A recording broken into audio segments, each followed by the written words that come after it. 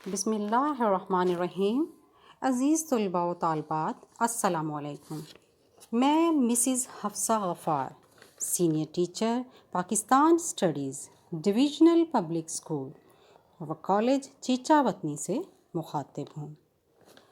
عزیز طلباء و طالبات، جیسا کہ آپ جانتے ہیں کہ کرونا وائرس وبا کی وجہ سے اسکولوں کو چھٹیوں کے باعث طلباء کو گھر بیٹھے تعلیم دینے کے لیے ڈویژنل پبلک اسکول چیچا وطنی کی جانب سے آن لائن لیکچرز کا سلسلہ شروع کیا گیا ہے، جس کا مقصد تمام طلباء کو گھر بیٹھے سیکھنے کے تمام تر مواقع فراہم کرنا ہے۔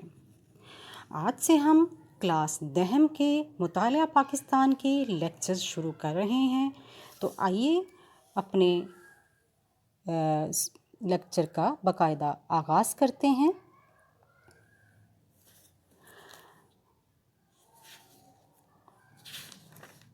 باب نمبر 5، تاریخ پاکستان، حصہ دوم۔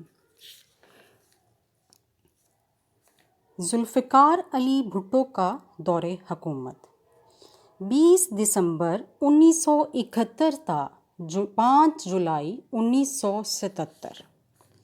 ذوالفقار علی بھٹو نے 20 دسمبر 1971 کو صدر پاکستان اور چیف مارشل لا ایڈمنسٹریٹر کا عہدہ سنبھالا۔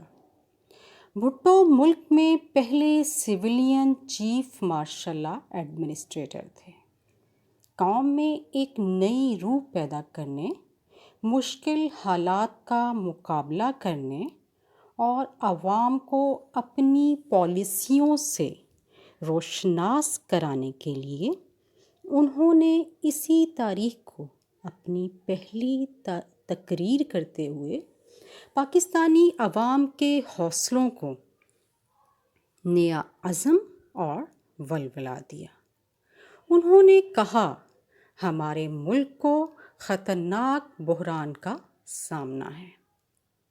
میں ایسے وقت میں آیا ہوں جب تاریخ پاکستان ایک فیصلہ کن موڑ پر پہنچ چکی ہے۔ طلباء، آپ جانتے ہیں کہ دسمبر 16، 1971 ہمارا پاکستان کا ایک بازو اس سے کٹ گیا تھا۔ مشرقی پاکستان، مغربی پاکستان الگ الگ مملکتیں بن گئیں۔ ہمارا ایک صوبہ مشرقی پاکستان ہم سے الگ ہو کر اپنی آزادانہ حیثیت اس نے بنا لی، بنگلہ دیش بن گیا۔ تو انہی حقائق کو سامنے رکھتے ہوئے ذوالفقار علی بھٹو نے یہ خطاب کیا۔ 1971 سے 1977 کے دوران معاشی اصلاحات کے اہم پہلو: صنعتوں کو قومی تحویل میں لینا۔ 1971 تک ملک کے 60% صنعتی اثاثے اور 80% انشورنس کا کاروبار صرف 20 خاندانوں کی ملکیت تھا۔ 20 دسمبر 1971 کو بھٹو حکومت نے 20 سرمایہ دار خاندانوں کے پاسپورٹ ضبط کر لیے۔ 19 کمپنیوں کو جاری کیے گئے 10 کروڑ سے زائد کے صنعتی لائسنس غیر قانونی قرار دے دیے۔ عزیز طلباء، ذوالفقار علی بھٹو پاکستان میں صنعتی ترقی اور استحکام کو عوام کی ترقی کے لیے ضروری خیال کرتے تھے۔ ان کے دل میں عوام کی بھلائی کا جذبہ تھا۔ وہ سرمایہ داروں، دولت مندوں اور کارخانہ داروں کی پالیسیوں سے اتفاق نہیں کرتے تھے۔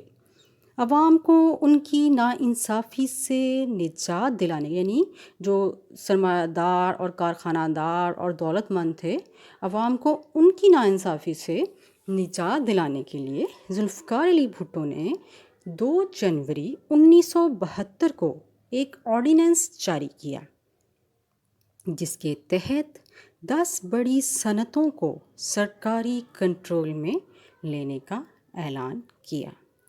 قومی تحویل میں لی گئی صنعتوں میں اہم درج ذیل تھیں: پرزے جوڑ کر موٹر گاڑیاں بنانے کی صنعت، بھاری اور بنیادی کیمیکل کی صنعت، بنیادی ضروریات کا سامان بنانے کی صنعت، فولاد سازی اور لوہے کی صنعت، بھاری مشینری کی صنعت، پیٹرو کیمیکلز کی صنعت، سیمنٹ کی صنعت، مفاد عامہ کی سروسز کے تحت آنے والی صنعت، ٹریکٹر پلانٹ تیار کرنے کی صنعت، بھاری سامان برائے بجلی کی صنعت۔ صنعتی اصلاحات کے تحت 20 صنعتی اداروں کے ڈائریکٹر برطرف کر دیے گئے اور ان کی مینیجنگ ایجنسیاں ختم کر دی گئیں۔ ہر صنعتی ادارے کے انتظامی امور کو چلانے کے لیے علیحدہ علیحدہ مینیجنگ ڈائریکٹر مقرر کیے گئے۔ 16 جنوری 1972 کو ملکی مفاد کے تحت 11 صنعتی ادارے قومی تحویل میں لے لیے گئے۔ بھٹو حکومت کے درجہ بالا اقدامات سے پاکستان میں صنعتی ترقی ہوئی اور اقتصادی استحکام پیدا ہوا۔ آج کا دوسرا پوائنٹ ہے بینکوں اور بیمہ کمپنیوں کو قومی تحویل میں لینا۔ عزیز طلبہ، ہم 1971 سے 1977 کے دوران معاشی اصلاحات کے اہم پہلو پڑھ رہے ہیں۔ اس سلسلے میں صنعتوں کو قومی تحویل میں لینا ابھی ہم پڑھ چکے ہیں، اور اب ہم بینکوں اور بیمہ کمپنیوں کو تحویل میں لینا پڑھنے جا رہے ہیں۔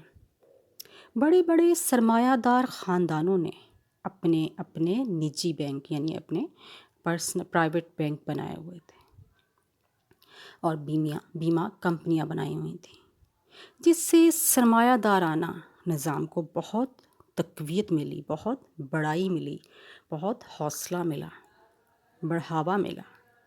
حکومت کو ان نجی بینکوں اور بیمہ کمپنیوں سے کوئی فائدہ حاصل نہ ہوا، چنانچہ حکومت نے ملک کے اقتصادی استحکام کے لیے 19 مارچ 1972 کو تمام لائف انشورنس کمپنیاں قومی ملکیت میں لے لیں اور انہیں اسٹیٹ لائف انشورنس کے تحت اکٹھا کر دیا۔